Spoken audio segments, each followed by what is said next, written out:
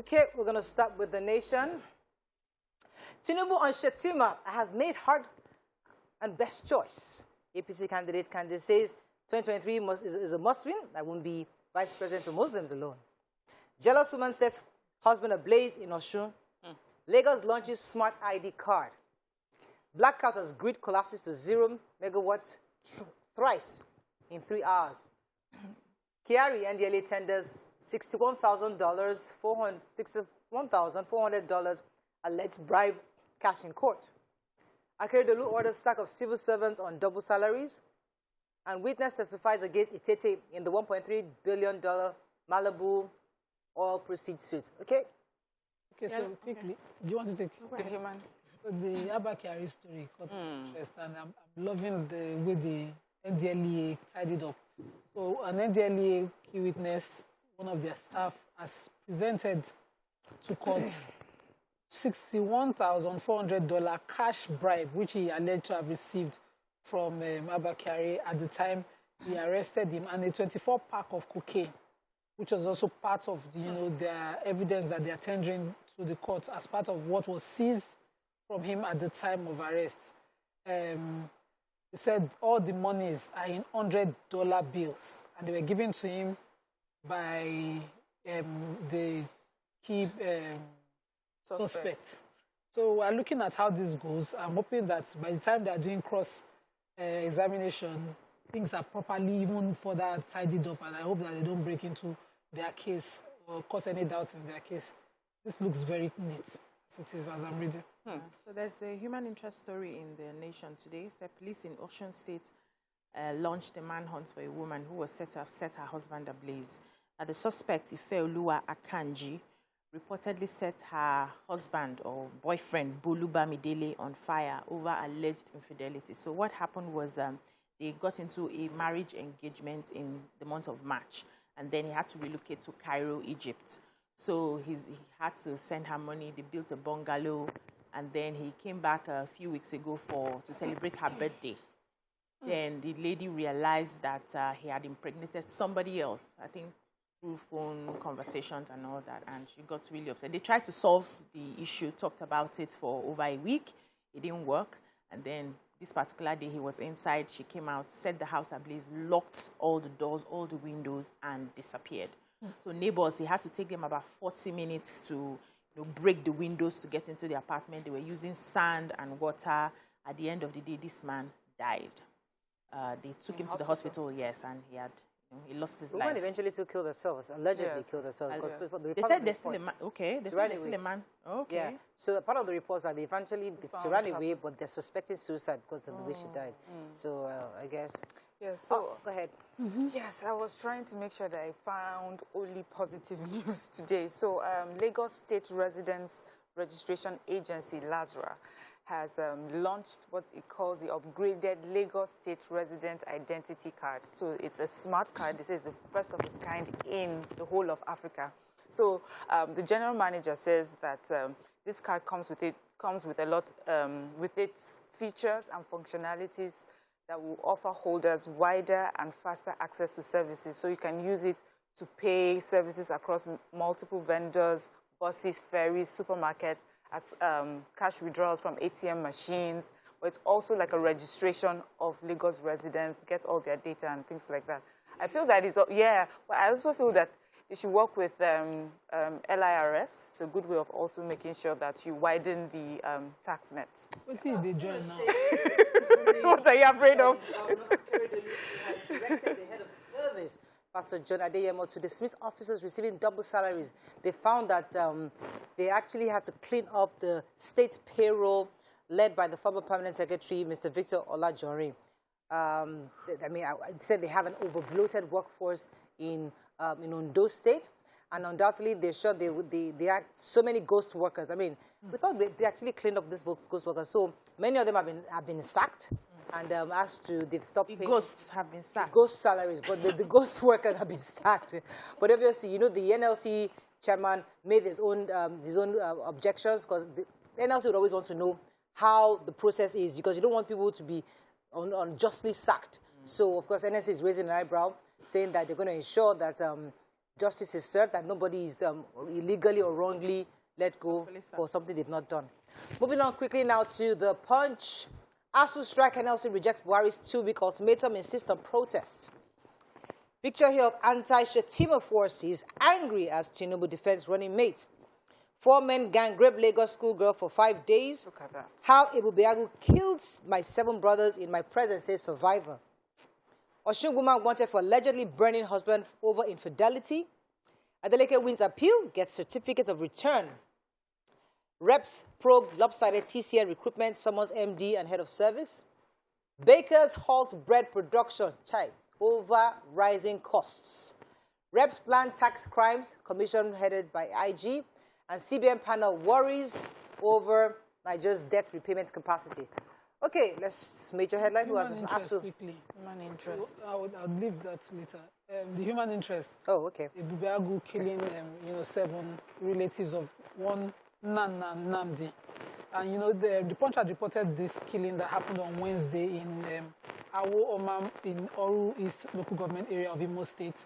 And they further investigated and found a survivor who narrated how his relatives, 7 of them, were gunned down. So they had gone, according to him, for a traditional marriage rites, and on their way back on the Sunday, they ran into Ebubeagu's team, and they stopped the bike, started to shoot down relatives. So when he saw what was happening ahead, he told his own bike man to turn around, and so they started chasing him and the bike man. They fell the bike, gunned down the man, shot another person in the hand, and he was taken by them to their hideout or wherever, maybe their headquarters somewhere. And they were locked in, all of them. So he kept trying to say something till he was heard, and he narrated how they were coming from the traditional rites and that they were not ESN members or any of such feared groups in the East. And so they told him to take them to where the marriage rites happened. They went to the traditional ruler to confirm his story, and then they released him a day after, and gave him his phone. And what saddened me in this story is the side of the government. So the governor's spokesperson, quickly, sorry, I had highlighted that place. So according to the statement, the governor's spokesperson in Imo State, I'm trying to get his name quickly, narrated that the government is aware of this. He said the DSS director confirmed that his men carried out an operation at Awo Oma with the assistance of their informant.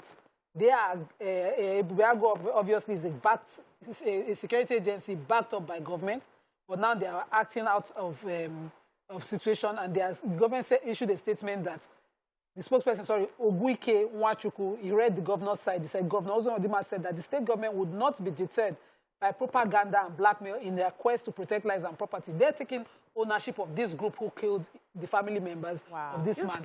And they're saying, that's what they're saying here. I don't see that. He said they will not be deterred in the propaganda to protect lives. He spoke on Monday after the Imo State State Security Council meeting with regard to the alleged incident that took place at Awo Omama on Monday and led to the death of some bandits. They are claiming these people that they gunned down were bandits. And my question is, who vetted that information? They are saying they relied on informants. It's also in this story. I'm just worried about this. You see why we say this thing about state policing? It has to be very tidied up before anybody will sell it to me. Okay, let's go on a quick break. When we come back, we'll continue with the review. Stay with us. We'll be right back. Yes.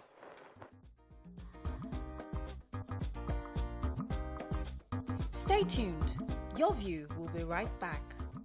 Thanks for staying with us. We're still reviewing Punch. Yes, BC had a story. Yes, so a very sad story in the Punch. A 15-year-old teenager who was allegedly abducted, drugged, and raped by 4 men in Igondo area of Lagos State has been found. They said she was found 5 days after the abduction happened. And according to the father, said she has just finished her WAEC examinations. And that particular evening, they were going to church, herself and her siblings. And then this group of men in a vehicle just stopped close by and asked them where they were going to, and they explained they were going to church. And so they offered to give them a lift. But immediately the elder sister, that's the 15-year-old, entered the vehicle. They closed the door and sped off. So the remaining siblings started screaming and shouting, sister, where are you going to? Sister, where are you going to? And so that was how she just went missing. But fortunately, one of the neighbors saw what happened and quickly took. He didn't even understand that it was a case of an abduction, but quickly took the picture of the plate number. Wow. And so presented it to the father when they realized the girl was missing. They were able to trace it to the compound. They found the girl tied up in a place there. She has been raped from Monday to Friday. They will drug, they will rape, they will drug, they will rape.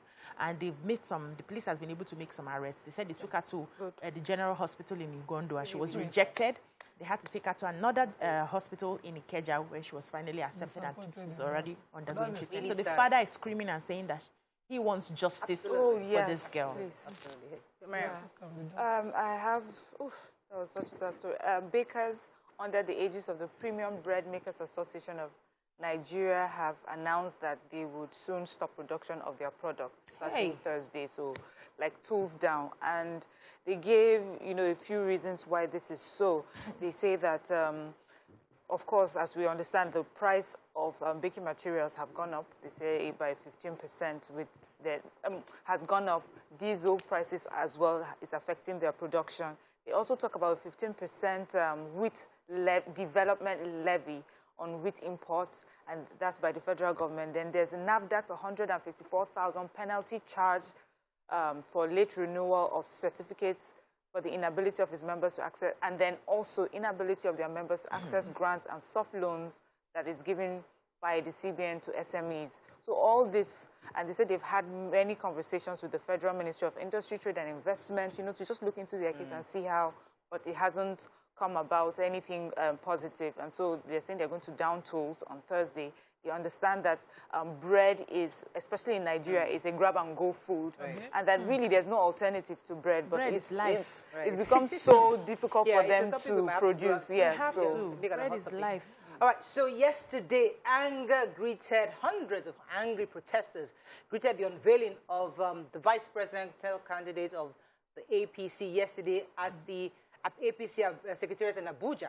They came in 6 luxurious buses, and many of them came, and they were angry, and they were protesting against the selection of Shettima and the unveiling of Shettima. They've said that they were chanting songs, building various banners with the inscription says, "A cry for justice, drop Shettima, gives slots to our Christian brothers." And they were going on and on saying that even some of the Ican in the various chapters in the state were saying that they were not going to support the APC in the coming elections. Many even said from the Kaduna South, saying that they're going to be losing 2.2 votes from the southern part of Kaduna. Many have also come to even claim that some of the bishops and clerics that showed up at the meeting, at the unveiling yesterday, were hired. And the spokesperson for the Tinubu campaign have come out to debunk that. However, many are still objecting and expressing their grievances against this election of the APC. However, the candidate himself has also said that he had to make a hard choice, and it was the best choice he had to make. The NLC is also going on strike in solidarity with ASU, and they said the 40 unions, including the aviation workers, will join. The government says this is illegal, but NLC says nothing will stop them. So on the 26th and 27th, they're supposed to do a solidarity to the nationwide protest, and they said that the right to protest is free. Moving on quickly to daily stuff. Presidential election must win for APC, says Tinubu. ASU FG declares NLC's proposed solidarity protest illegal. Can disown bishops at Shettima's unveiling, says stand on same faith ticket is irreversible. Blackout anxiety as National Grid records 6th collapse. Ogun State, Oshun Governor-elect deputy received certificate of return. Government storm varsity hostel, abduct students in Cross River. Customs impounds bales of acidic second-hand clothes. NCDC on high alert over second case of Marburg virus in Ghana.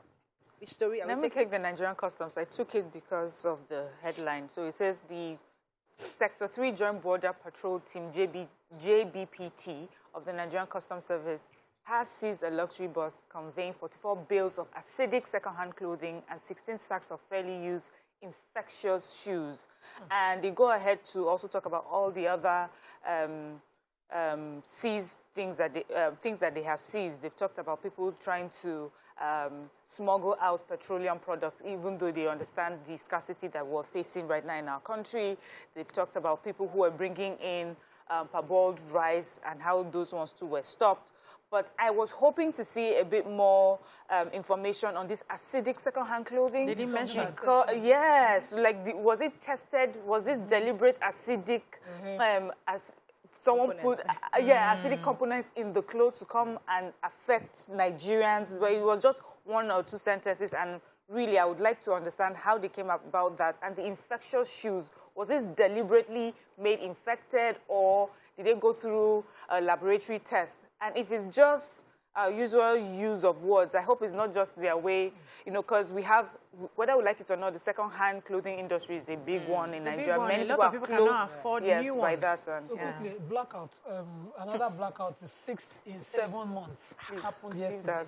The last one was in June. It was June 13th. But this one affected us in Kodisco because we didn't find it funny. Everybody. Everybody knows. She's talking about all the other ones used to be. She's working there. But this one, we were totally. He's an investor. I'm an investor. I am an investor. All of us. So we didn't have light at all yesterday. And so this blackout news came sadly. Around 5:35 yesterday, they said the grid collapsed. Everything is collapsed. Throughout yesterday, there was no light anywhere. So you know, yesterday we were celebrating ASU negotiation, and we're so excited. No, the presidency is debunking the report that the president gave an ultimatum to the Minister of Education to sort the matter.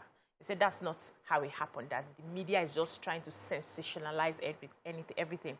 And what they said is that that's according to the Special Assistant to the President, Media and Publicity, Garba Shehu. He said that almost all media houses allow themselves to be deceived by interest sources that are not authorized spokesmen of the government in publishing their story on the purported presidential ultimatum. He said neither during nor after the meeting was there any ultimatum given to the Minister of Education. That the only thing that they said that the Minister of Education will carry out continue the negotiations, and they just appealed to the Minister of Labour to hands off this negotiation so that the Minister of Education can carry it on. And he has to work with relevant ministries and agencies to see how in a few weeks they can solve the matter. So we should know what to, say, how to celebrate it or not. No, because yesterday we thought that the president gave that ultimatum. Sometimes and it made sense to... But these stories, you see, we have to really talk about this sensationalizing. Everybody wants to sell papers. You want to come with this headline. And everybody, and you not think, you just... 2 weeks ultimatum to sort the matter. Come on. Hands off. Okay, and I was going to take the NCDC because the Nigeria Center for Disease is saying that they are raising the surveillance because in Ghana, they've recorded the 2nd case of the Marburg virus disease. Oh, wow. And this is like, according to the story, MVD is another example of zoonosis, such as Lassa fever, and it causes rare, highly infectious disease, and it causes severe hemorrhage, fever in humans and non-humans, and it's just like Ebola. Remember when Ebola happened?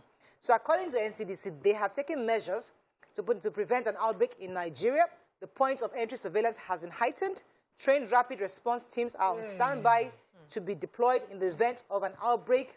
And the ICC, that's the Incident Coordination Center, has also been on alert mode. So we are monitoring what's going on in Ghana. We're ensuring that at the point of entry, this is being monitored. But at the same time, we must also be careful because this is just like an Ebola situation. Okay, let's move on quickly to Vanguard. Muslim ticket, I have heard you, but I believe in Shetima, Tinubu tells critics. Varsity unions strike federal government labor tango over nationwide protests. Manufacturers seek separate forex window for raw materials importation. 2023, how can Nigeria get it back? So how Nigeria can get it right, says Adam Olekun, that's Professor Adam Olekun. And I won't take your trust for granted, Adeleke tells Oshun people. Which story are we taking? Labor? Okay, we've taken labor already. Forex, who has the forex window? Okay, I have the forex story. So the Manufacturers Association of Nigeria are those who are involved in importation are asking the federal government to distinguish between forex for them and those who get forex for importation of finished products. So they have the same figure for importation of raw materials as well as importation of finished products pegged at the same amount within the CBN. So they're asking the CBN to review that price and talking about how this affects, the production industry and how, of course, it affects eventually the common man. So certain products that we need, that we don't have yet, that come in as raw materials should be, subsidized or reduced. Maybe subsidized. I don't want to use. We have to run. We're thinking run at times.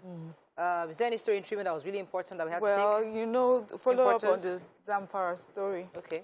Of the turbining of the bandits. So the Zamfara State governor is giving us Zamfara State is giving us an update. So apart from the suspension of that emir, the state is saying that henceforth no emir, senior district head or district head must appoint anybody into any traditional office without securing official permission and clearance from the state government. And compliance with this directive is now mandatory, and failure to abide by it will attract serious reprimand from the state government. Okay, so we'll see how that goes. That's all we can take on Front Page Review. When we come back, it's Thursday, and we'd love to talk about family, life, and relationships. Stay with us. We'll be right back.